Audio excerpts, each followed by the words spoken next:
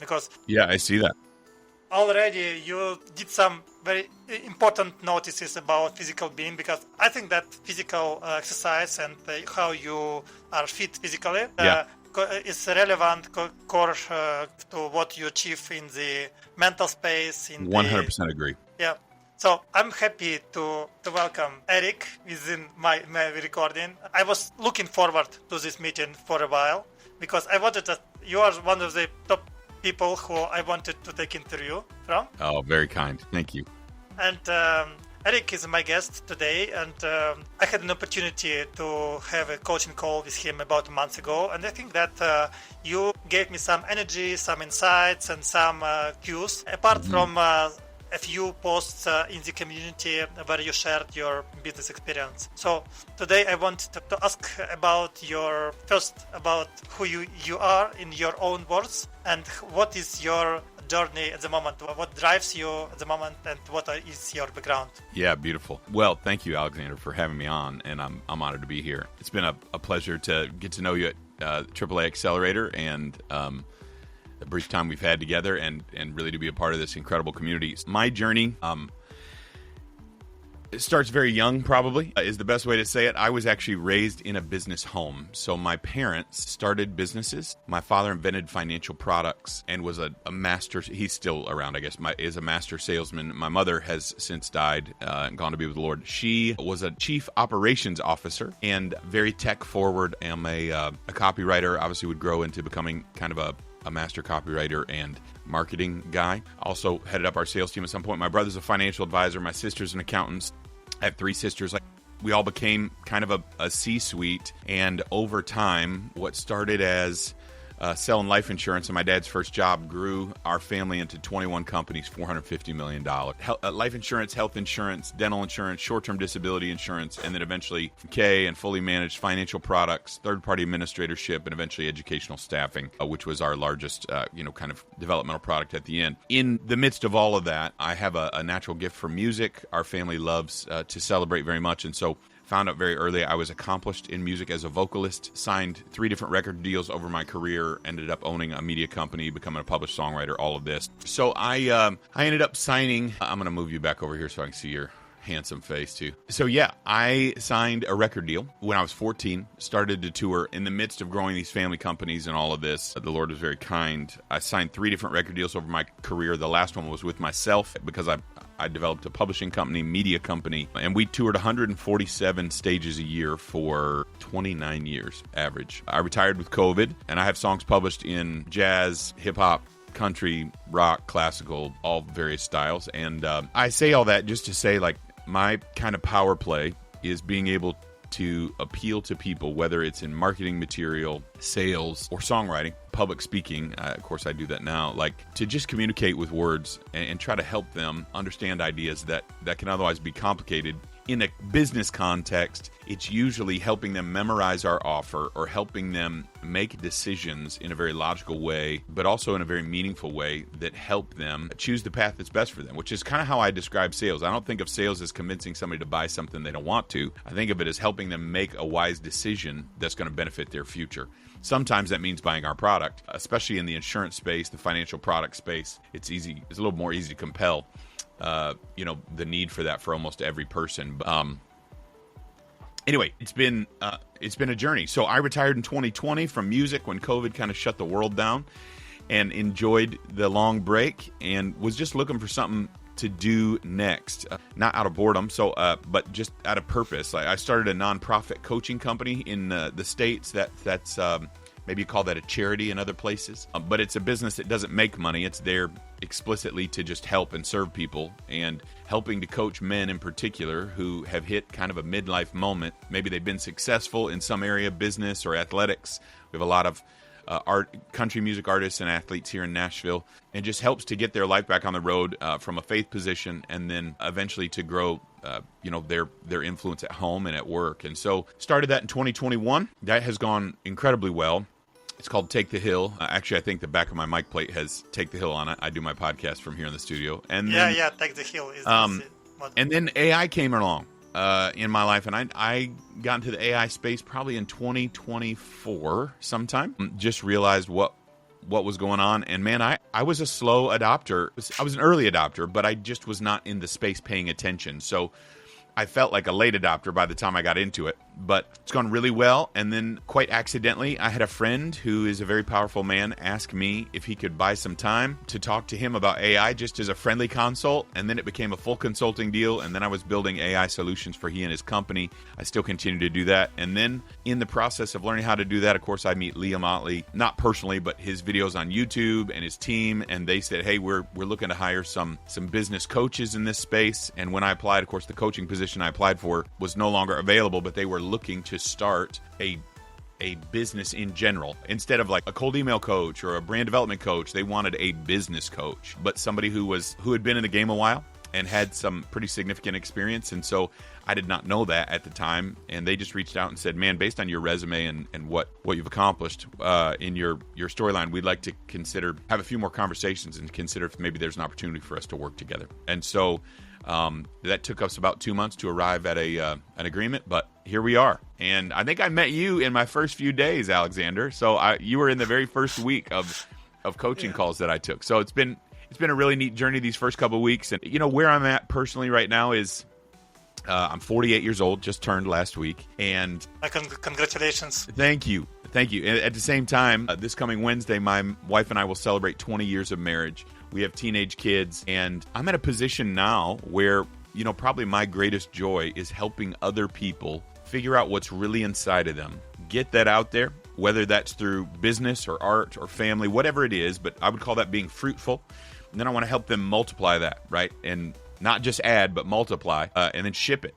Like fill the earth with it so that other people can benefit from that too. We call that, serving, second mile service in our home. And then ultimately we want to be people. I say we want the good guys to win. We want people in positions of authority who have a servant heart to help other people. And in our family, we are committed to that being the best way for others, for the world, but even for ourselves. In our faith tradition, there's this old proverb that says the most successful or the greatest person in the room is actually the one that serves everybody. And we actually believe that in business. That is a one of those, how would you say? We call it a catch-22 in English, but in a good way. It means it seems selfless, and actually we believe it's the most selfish thing we can do. It is the greatest thing I can do for somebody else and for me at the same time is serve them, because in taking care of their needs, in meeting and addressing their problems, I actually prosper more. And so, does that make sense? Yeah, absolutely. So I follow your story, which is very convincing, and you have some incredible story of business with your family, and with going on stage with music, and then changing everything with COVID, and then starting some new area in your journey of life with charity consulting, and then the interesting story with Liam, because I met so many guys, met new people in the community, and today I met fantastic guy who is from Nigeria, living in London, Uva, and so we had a fantastic conversation. So his approach was also to help people and to give people of Nigeria the opportunity to start their own career and business. And so this is a book, Give and Take by Adam Grant, which underscores it puts the importance of the giving, not just taking from the world. So that's right. We are a combination of giving and givers and takers. Also give or take, or be on the meet like a dealer, like exchanger. So I think that what you tell me is about concerns me directly, because I had some successes in my early life, and I'm entrepreneur for most of my life. Many of my things, like enterprises, I had a companies with 20 people, 15 people, but I did not successful as yours, but we had a nice journey, a lot of stories. And so let me maybe ask you a few questions that I prepared, and then maybe adjust. Absolutely. Thank you, Erik. So I also have a few from one of my gurus of productivity, Tim Ferriss. I think that he has some nice questions, because I listen to him all the time. Yeah.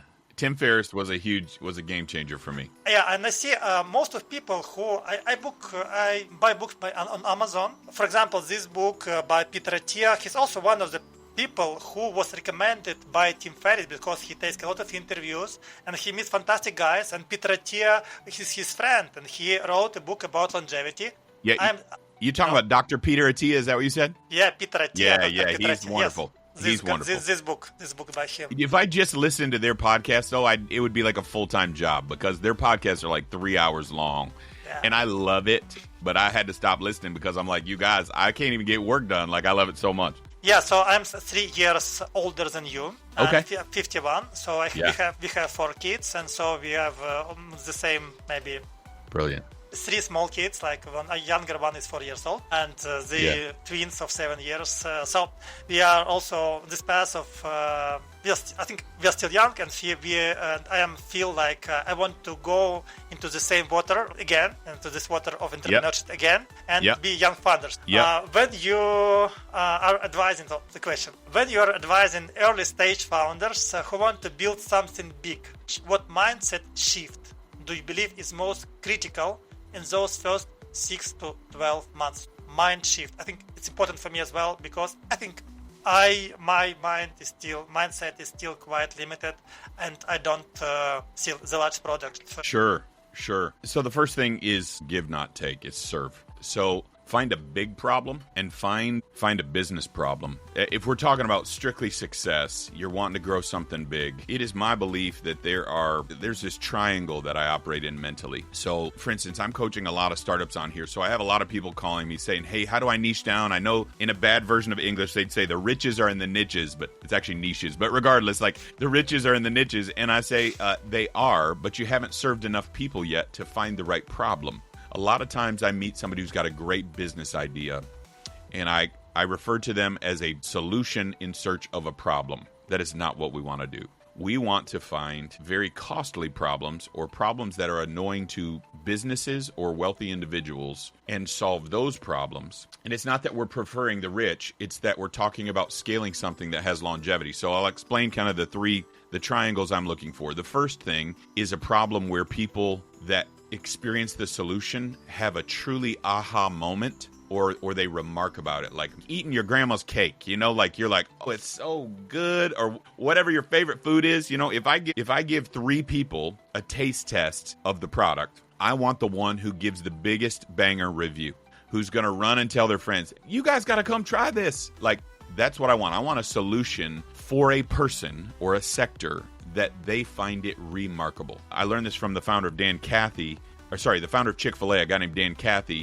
He referred to remarkable solutions. So experiences. He said when you serve somebody well, they mark it, like put a check mark in their brain. When they remark it, they're rehearsing it with other people because it was such an incredible experience. They want to have the experience of telling that story to somebody else so they can revisit it.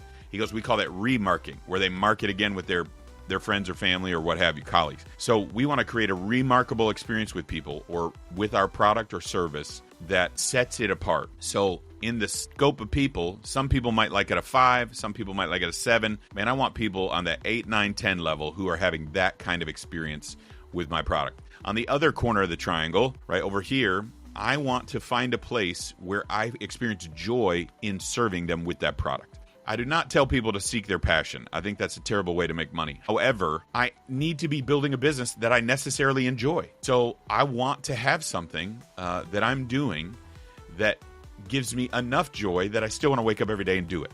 And I would say that's a 7 out of 10, right? Like, man, I like this industry. I like what it's about. There are hard parts to every business. Not every business is joyful, but something I do enjoy. And this is where I would distinguish it from a job, right? If somebody's listening through the lens of a job, they won't be able to hear what I'm saying because a job just means I'm paying the bills. But if I'm trying to build a career or a business, I want to be doing something that I'm motivated to work more hours than I ought to, because in the beginning it's hard and there has to be some sense of personal payback. And then the third area of that triangle, so remarkable experience for the client.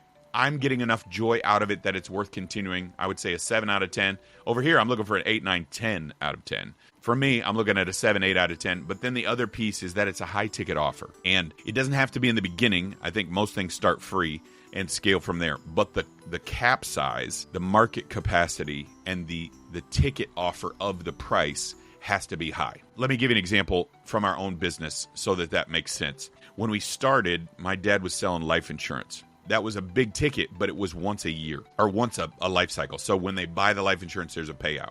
And that was fine. He did well, but then he realized health insurance doesn't pay as much, but it pays every month. So if I go sell health insurance, I got to do the same work, but year 1 pays me again in year 2, pays me again in year 3. So that if I made $20,000 in year 1, I was making $60,000 in year 3. Now that scales and that compounds over time. That's massive. But then he learned in the context of selling health insurance to business owners that they needed something called a buyout agreement, a buy-sell agreement. If the person dies, they needed a life insurance that was so expensive that it bought out their shares in the product to the other partner. And he learned not only was that an expensive product, but it was 90% commission the first year because it wasn't based on death or mortality. It was based on future protection. So his first sale was $110,000. And in one sale, he made over 90 grand. Now that'll change your life. So that's what I'm saying. When I say looking for opportunities, you start where you are, but you have to know that the market capacity expands beyond that. And when you find a product like that, when you find a market, certainly financial products, healthcare, B2B solutions, business-to-business solutions, right? That's when you start cooking with gas and you can really scale some things quickly. So that's the first 3 things. I've got to be joy for the client, financially, personal experience, whatever that is, joy for you enough, and then ultimately has high ticket capacity because you can't build a business selling $5 widgets. Not that scales, that's not really painful. And if you do, it's just a unicorn. We see a couple of those in the marketplace, like My Pillow as an example. It's a low ticket. It's an expensive pillow, but it's a commodity. It's really hard, though, to build a business selling commodities, which is usually a race to the bottom. A commodity, for those listening, if they don't know, I define that as a product that can be replicated very quickly, like a hamburger. The second cheapest one doesn't win anything. You have to be the cheapest one. And so that's why we say it's a race to the bottom. Unless you can create such a hamburger experience, like certain restaurants in America, that you can charge $15 for a burger. Oh, my goodness. You know what I mean? But it better be an amazing burger because that's a commodity. Is that helpful? Yeah, absolutely. So you're like splitting the solution in 3 parts of joy for the client, joy for the doer, and then the market capacity and high ticket. And you explained the commodity very well because I know the term, but you explained it nicely with the hamburger. Race to the bottom. So there is a saying that be more obsessed with your customers' problems than your solutions. Can you share a moment where you caught yourself falling into the solution trap and how you pulled back to focus on the customer? That's great. I actually just wrote that in an article the other day in the community. You've got to be more obsessed with your customers' problems than you are your solutions. Yeah, very easily. So in the beginning of my career in media, I'll use an area that's not as well known. Maybe it will help be more eye-opening. So in music, you think of people, musicians in particular, artists, tend to be very self-focused just because they're usually at home by themselves creating things that they think are beautiful, and they can end up caught in a Tolkien cycle. Like if your listeners aren't familiar, there's this legendary book by J.R.R. Tolkien called The Lord of the Rings. Yeah, we also have it here. Let's go. I have it also here. Yeah, one of the books. So the famous ring in that story is this ring of power, and this creature Gollum, who starts off as a normal hobbit, ends up turning into this morbid creature who hangs out in the bottom of a cave, eating albino fish, looking at his ring, petting it, calling it my precious. And I feel like that's what we can do a lot of times with our product. Like, oh, my product is so great. I love it. Isn't this great? I'm going to change the world. And as a musician, as an artist, it's even worse because that thing really is beautiful, but it's also a self-expression in some ways. So we can become obsessed with it. So I signed my first record deal. That went really well. I'm out playing music for people, but I'm just killing myself because you're having to go from show to show to show to show to show. And you're picking up nickels on the way. And in the beginning, you think that other people want to hear your music until you realize, actually, they don't want to hear your music. They want to have an experience with their friends and family or their community that is remarkable, that they have this moment about. And so you end up focused on features when you get self-obsessed, and you forget the benefits to the people who are there. So eventually what I learned was, quite by accident, the Lord just kind of led me into it, but eventually I was like, there's this sector in music, for me in particular, where they host a lot of conferences. Those conferences started to hire me as an artist, but while I was there, I realized they also had a public speaker. They also had a sound system and a band. And they also had, for my sector in Christian music, they also had a worship team who was playing like the religious music. And so I realized, if I'll stop focusing on selling CDs and promoting myself and actually bring the sound system and offer some speaking services and lead worship. Like, I was capturing 3 and 4 budgets in one event. So I went from playing one show every day, having to drive 500 miles, set up, tear down, do it again, sleep in hotels, be miserable, to buying a production level sound system, completely rearranging our career. But I was getting 4 budgets every stay, and I could go on a Thursday, stay through Sunday. My health went up, my body went up. I developed real friendships with these people, and I was making X what I had been, because the budget for a sound system is more than I was making. The budget for the speaker is equal to what I was making. The budget for the worship team is equal to what I was making. So it snowballed very quickly. I was able to pay guys, keep them on retainer, and grow a thing because I started to serve what the client actually needed versus be there about me. I often describe it like a water bottle. This water bottle is fancy. It's beautiful. It's red. It's got a gasket that keeps it from chipping. It's got this cool handle and this cap that's drip proof and all this stuff. And that's great. We can talk about how awesome the water bottle is, but if we don't keep front of mind that at the end of the day, what people want is cold water, we get a little too fascinated with our water bottle. And so we have to get in touch. The way to correct is to get in touch with the client, listen to their stories again, actually pay attention, and have them help us build the solution together. At the very least, revive our interest in their story, which is why we should have gotten involved in the product in the first place. So is that helpful? Yeah, absolutely. So the nice story. I think that your solution was ingenious, how to say correctly in English. So it was like a cool solution. And my next question is about worship and all the teams in one settings, all these different departments. So when you were building your 153 million business, what belief about business did you once hold that you later realized was completely wrong? Yeah, that's great. The holding company, just for your listeners, I know you and I have a little history. So the insurance sector was all in. Our holding company was $450 million. Whatever the difference on the math is, I can't remember, but 100. My brain is still, I'm not quite there yet. Actually, let me pull it up so I can tell you. We had, all right, here it is. $260 million in medical and healthcare, and then $154 million. I quoted it wrong last time you and I were together, in our educational staffing company.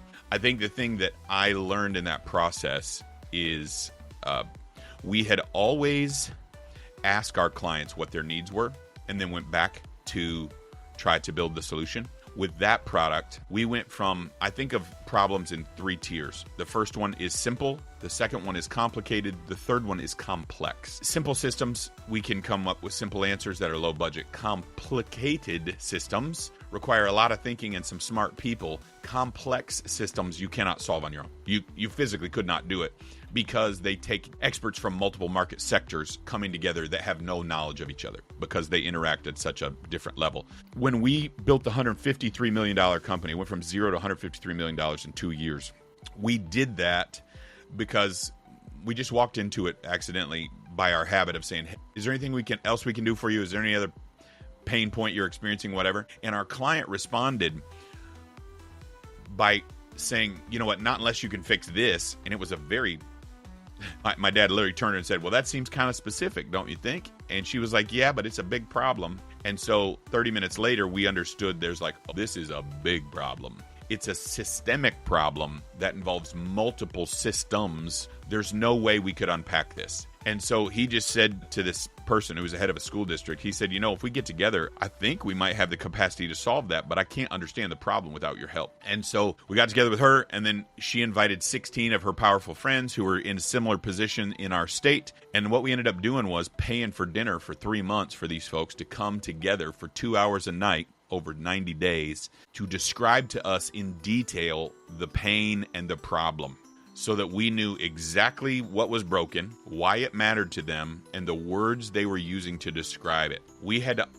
That took us 90 days to understand the problem, because we're talking about a system-wide state-level thing. As you got into the minutia, and then with them say, hey, what would fix this? Because again, we have the capacity, but we don't understand it. And this is very much like a doctor who would be with a patient and say, does it hurt here? Does it hurt here? Does it hurt here? But actually what's causing it is your hip over here. And so it takes a while to kind of unpack all that at that level, but we developed the solution with them.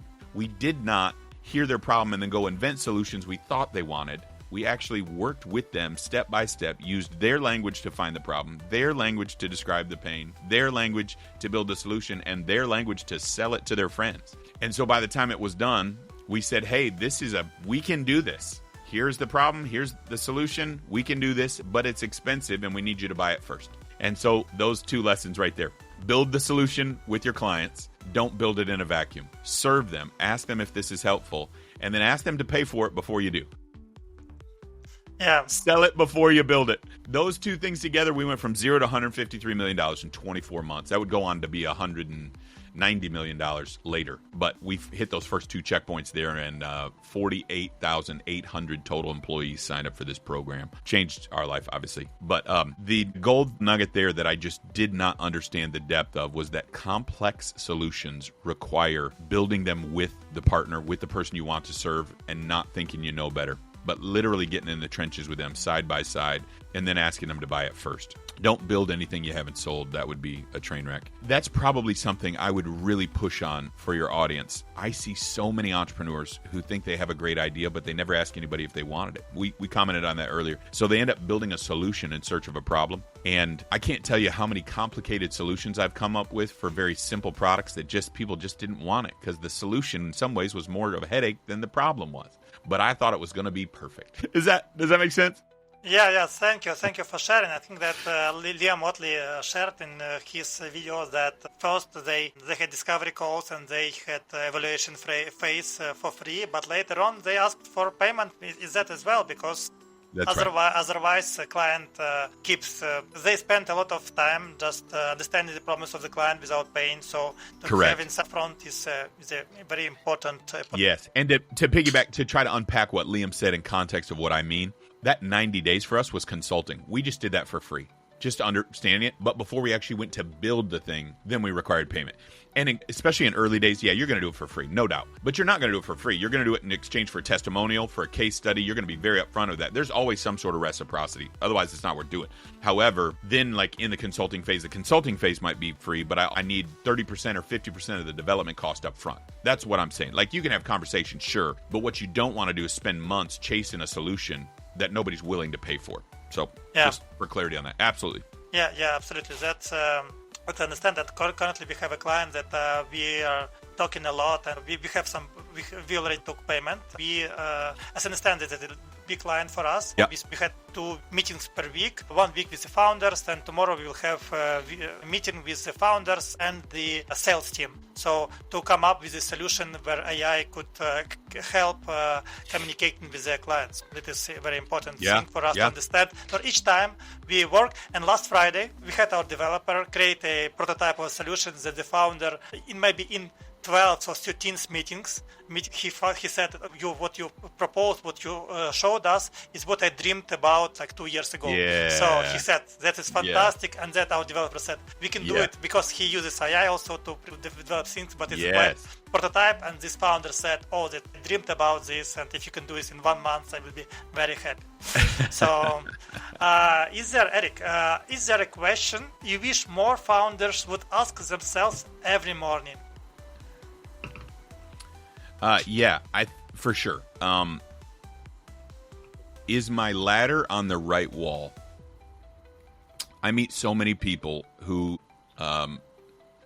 So the question you're asking to me goes right past business and goes into meaning and purpose. And I think it's really important to know, you hear younger people, at least in America, I'm sure certain countries, like there's this, they say YOLO, I-O-L-O, you only live once. And they're doing it in these kind of like adrenaline fueled moments of like, let's go have fun. But I think that's more relevant the older you get. Hey, you get to live one time. If you don't like the way your body's shaped, you should work on it. If you don't like the way your business is shaped, you should work on it.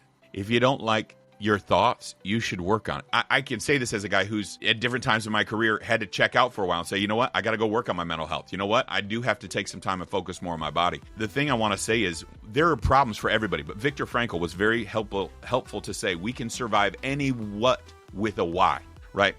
What is your why? What is driving you to get out of bed in the morning? And I am quite willing to suffer. Like literally my family's just now waking up and I've been awake for 2.5 hours, right? So why? Because I love them, because it's my calling to get up and serve them and go into the future every day to provide for their needs in a meaningful way so that my children have the resources, the intellectual capacity, the spiritual and heart capacity, but also the financial capacity to take what's in them and go do it. And so I think every day, man, I want founders waking up going, how is this not only serving my clients, but how is this serving me? Am I becoming the person I want to be? And then am I leaving a legacy for my kids that I would want them to follow?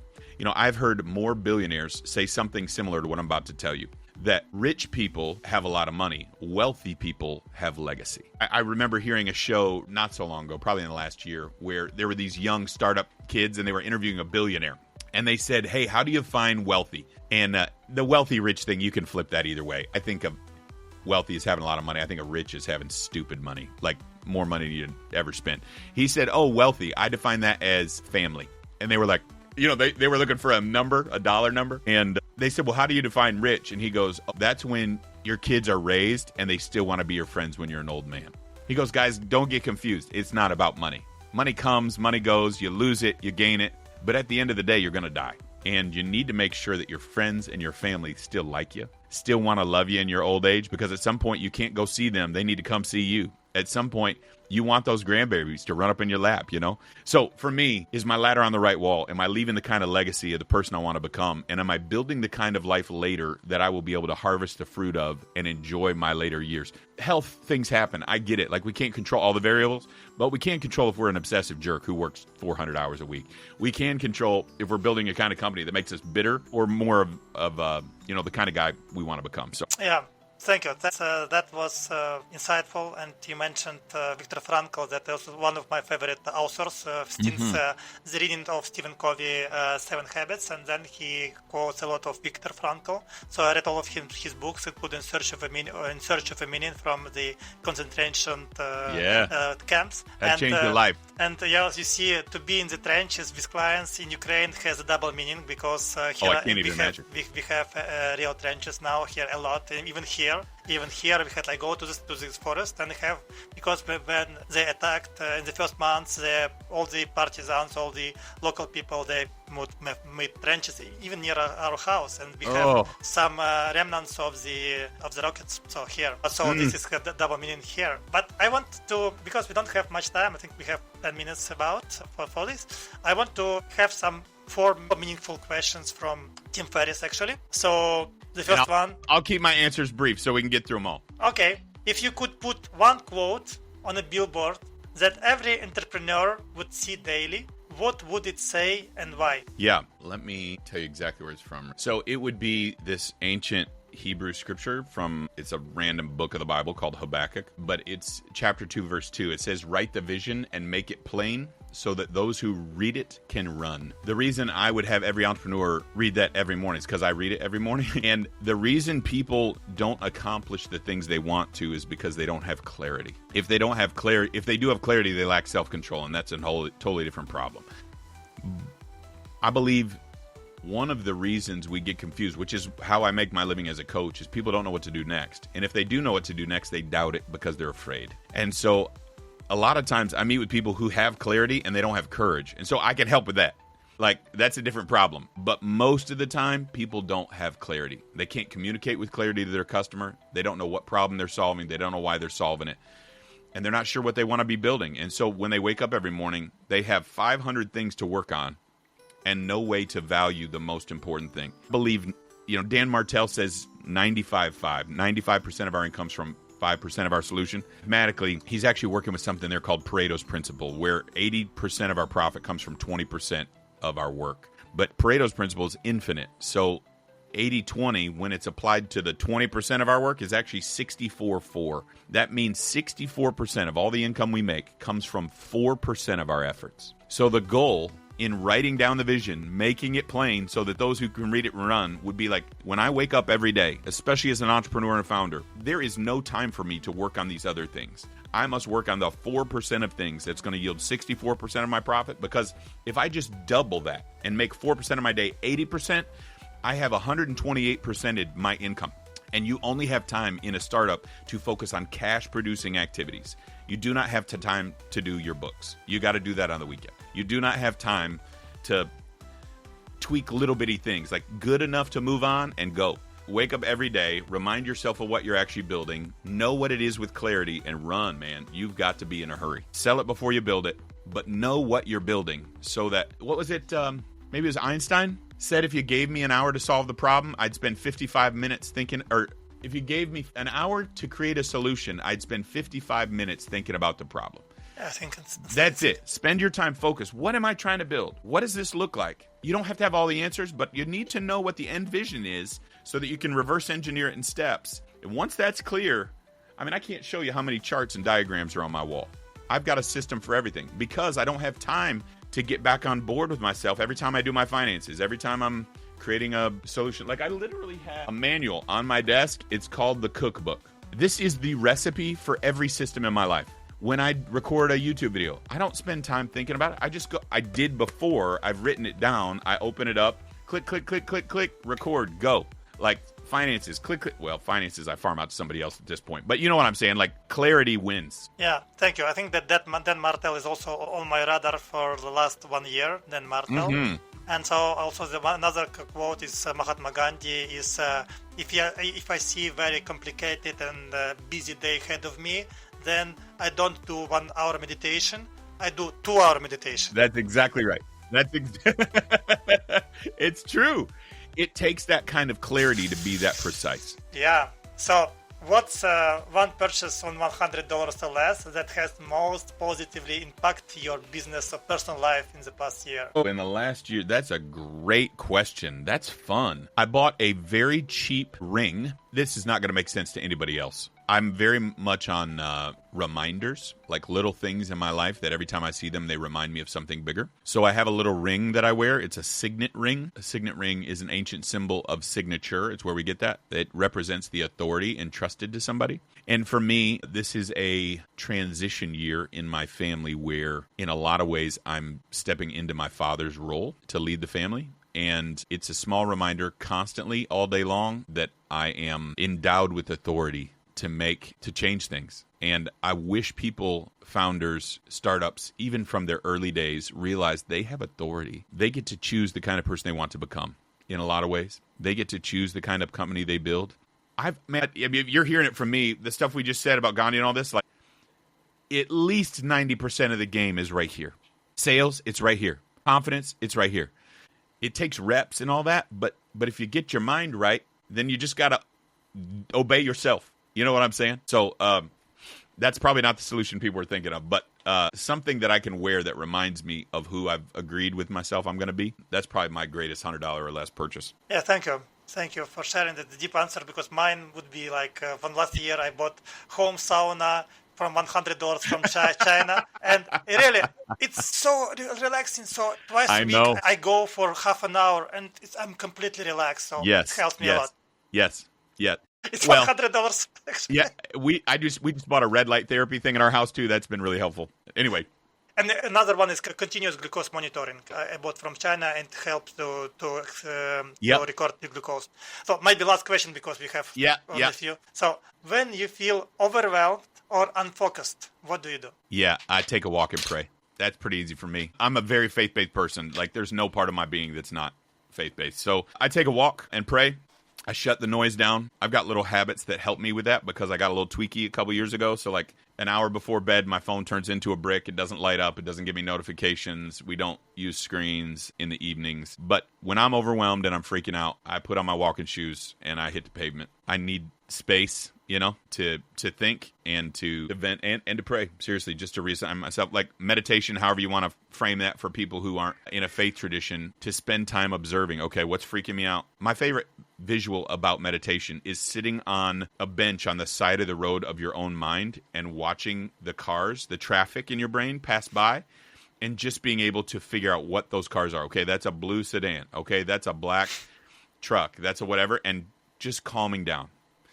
We don't have time to dive into that answer. But I take a walk, pray, meditate. Thank you, Erik. So I think that would be, this was my last question because we don't have time. But by the way, do you know Ed Milet? Yeah.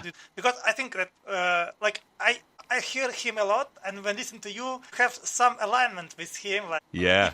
and in the how you speak, and also he has also large business like in real estate, I think, and then he prays, and so The Power of One More is one of my favorite books. So I'm going to pull that up right now. Ed Milet, The Power of One More. yeah, that's a fantastic book about he has legacy of his father, who was a drinker man, but he was the